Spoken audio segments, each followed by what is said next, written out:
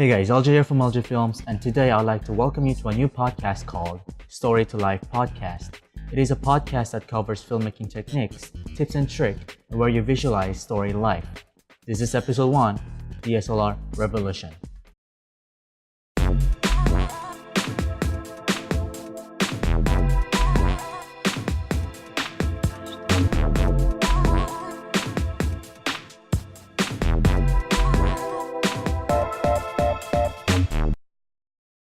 And this episode is sponsored by DryCast, an LED lighting solution for your filmmaking craft. So welcome, this is episode 1 of Story to Life podcast. For today's guest, we have Aaron from FilmIn5D. He does training videos and tutorials to help out aspiring filmmakers on YouTube. So let's all now introduce Aaron from FilmIn5D. Well, my name's Aaron Hammock. I'm an independent filmmaker. I've been doing it professionally for about a year now. I graduated over the summer. I do client work, I do wedding videography, but most of my time I spend doing my show for YouTube. It takes about 20 hours a week. I do tutorials, I make skits, do short films, and I take part in my community. I live in San Diego, California. There's a pretty good film community here. I help people do, commercials for, different contests and stuff, and get in short film festivals and all that stuff. So it's pretty much what I do full time. You seem to be a very busy man. So Aaron, tell us, how do you manage your time? Well, it seems hard, if you're just starting out and you're kind of like trying to find time just, on the weekends to make films.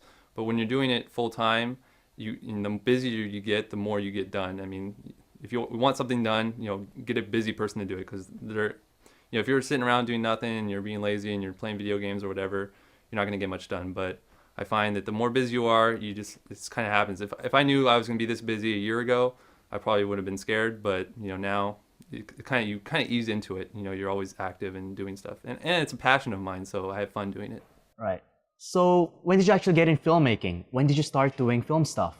Well, I mean, originally when I was 6 years old, I picked up my first camera, and it was pretty sketchy. It was pretty shaky footage. But a year later, I was 7 years old, and I was doing Star Wars parodies with my action figures and black backdrops in space, and because I was a big Star Wars fan. And from then on, I just kind of did it as a hobby. I made films for school. I was always the director or cameraman for our school projects. Everybody always looked to me, like, creatively. I would do all the writing and stuff. And after high school, I decided that I wanted to do it as a profession. I thought that I might be good at it.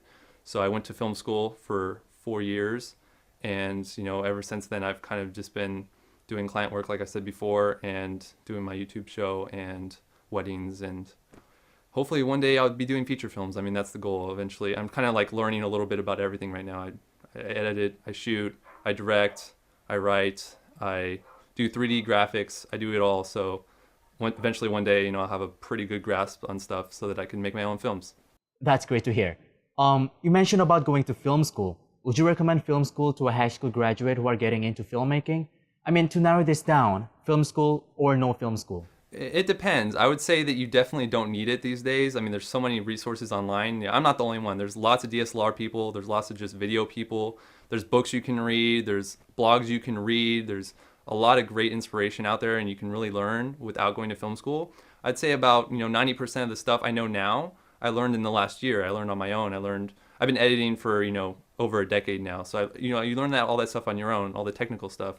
But going to film school gives you a nice, it gives you the theory behind it all. Like, why are you doing what you're doing? And, why are you not violating this rule? Or why are you lighting in a certain way? You get a different perspective on it. You get, it makes you a more whole filmmaker, I think. And you network. I mean, that's probably the biggest thing, is networking with other film students who are like-minded. I would say definitely, in hindsight, if you can't afford to go to film school, don't go to film school, because you'll make a lot more money just doing it on your own and learning yourself. Gotcha. So which film school did you go to? I went to UCI, which is in Southern California. So this is a question that is known and it is obvious, but what camera do you use and why? Well, I use a Canon 5D Mark II, and we're going to be upgrading to the 5D Mark III soon. We'll have a 2-camera setup.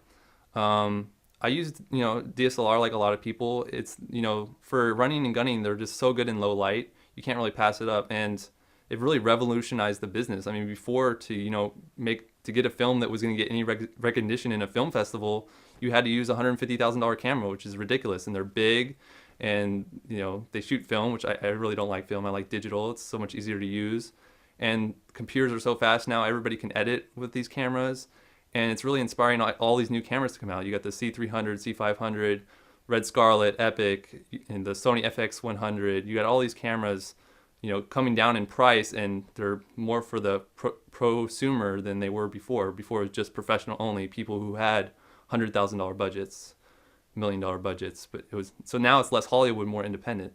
So I see this shift happening, I guess you could say. By the way, this is a quick question that just popped in mind right now. And that question is, how do you see yourself in 5 years from now? 5 years from now, I would hope that I could at least say that I've worked on a film set. I'm not into the whole Hollywood scene. I had the opportunity to live up there. I decided I didn't really want to, but I do want to get on a big film set just to see what happens. There's just so much time that's wasted. There's so many people that are wasted. They sit around, do nothing. That's why I like the independent thing, where each person has, a very important job instead of just 5 people having the same second camera operator job. It's like just a waste. And so 5 years from now, I hope I at least done that. And I hope I've done, some serious short films, with budgets, more than just a couple $100, some serious, $10,000 budget films, whether they be a short film or, maybe a documentary or a feature film. So right. I can really see your passion poured onto the film.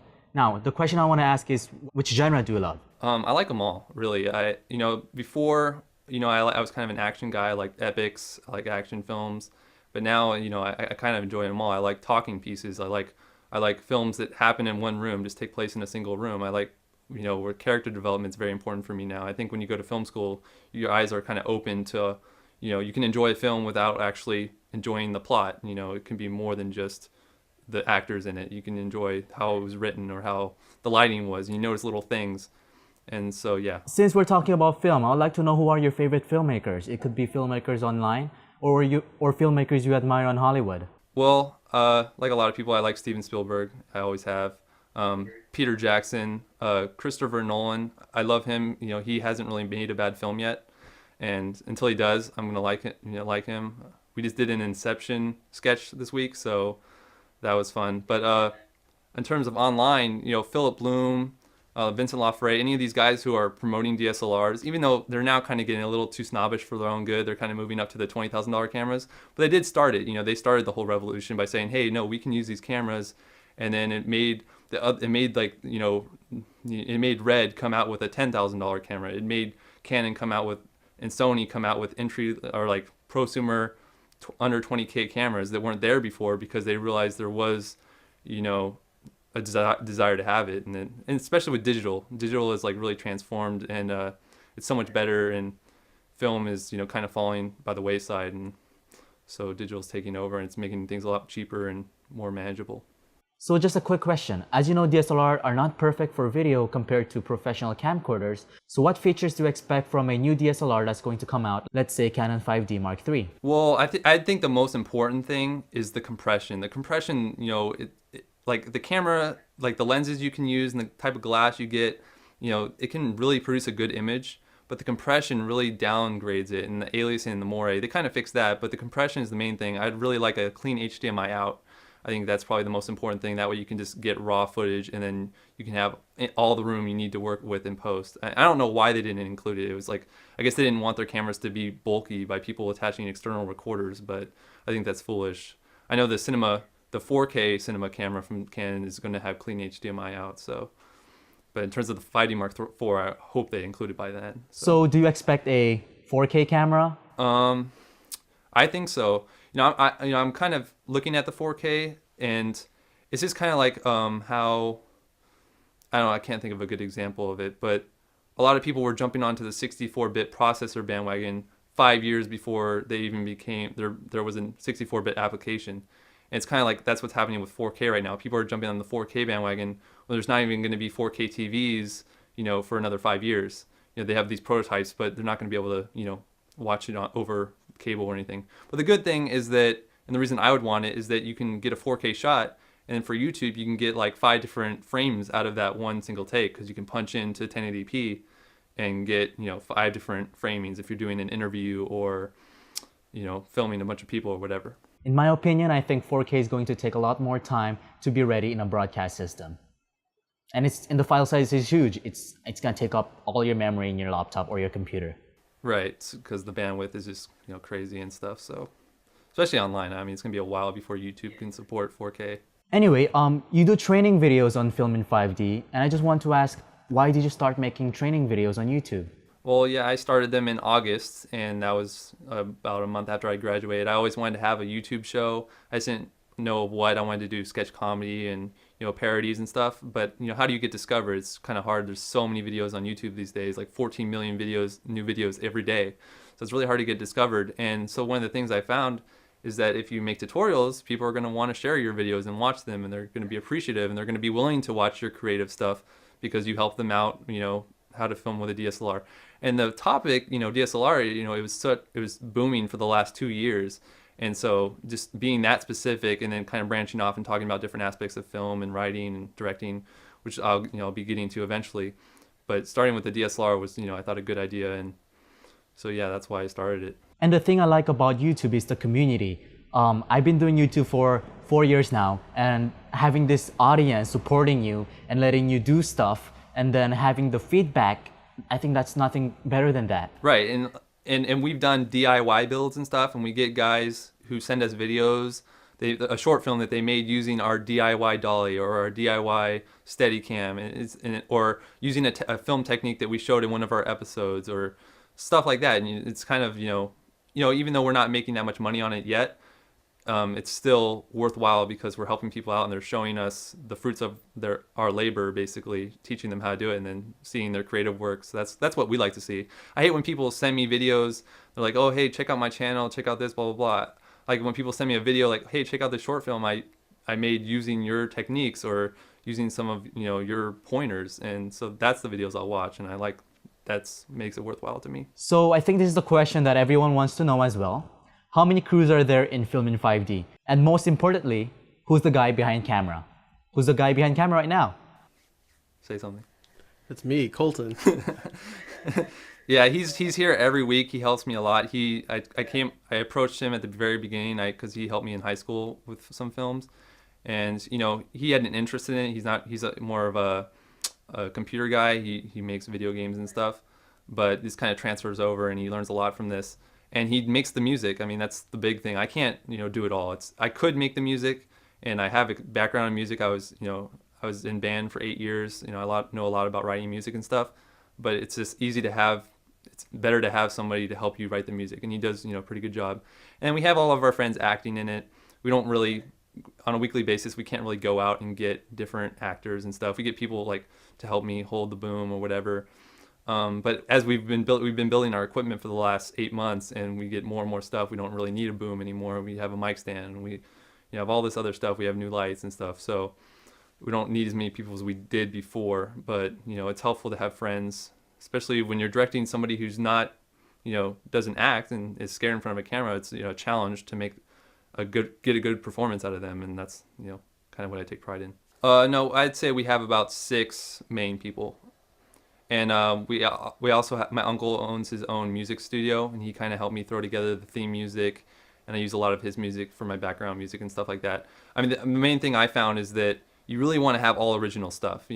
Everything on my show is original. The background, everything you see is original. And yes, we do parodies and we make fun of some stuff, but it's all like original. And that's, a lot of people just use music and you'll get in trouble and there's copyright issues. So I just like to have everything be completely original. And I gotta say, you guys really have the passion and spirit when you guys making your episodes. I can really see that when I see your shorts in your episodes.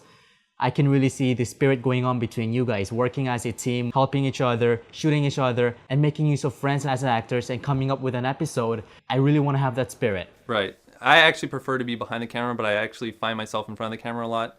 Just because our skits are kind of like soap opera skit thing. I'm kind of like a main character in that. But whatever I can, I try to get behind. But a lot of people see me and they relate to me as the FilmIn5D guy. So, because I'm the host. So it helps for me to be in the skits. Yeah, it helps for me to be in the skits as well, to kind of like bridge the gap there. So it's not just 2 completely separate things. All right, it's time for a silly question. Mac or PC? PC, definitely. I think me and Colton and a lot of our friends are PC guys. We always have been. I would say about 2 years ago, a Mac was there's an advantage to using a Mac for video editing because of all the different codecs you can transcode to. But the computers are getting so fast. I mean, I have a 4-core computer. They have like 12-core computers now that can edit natively. They can even edit raw footage, and so there's no real need to transcode to a pro codec anymore. You can just edit natively and then get the full quality out of your whatever you shot.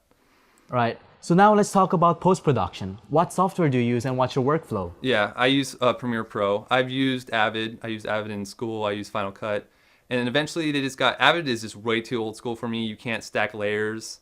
Like you can't go beyond like 8 tracks. And it's too old school for me. And then Final Cut was okay, but it got a little too slow.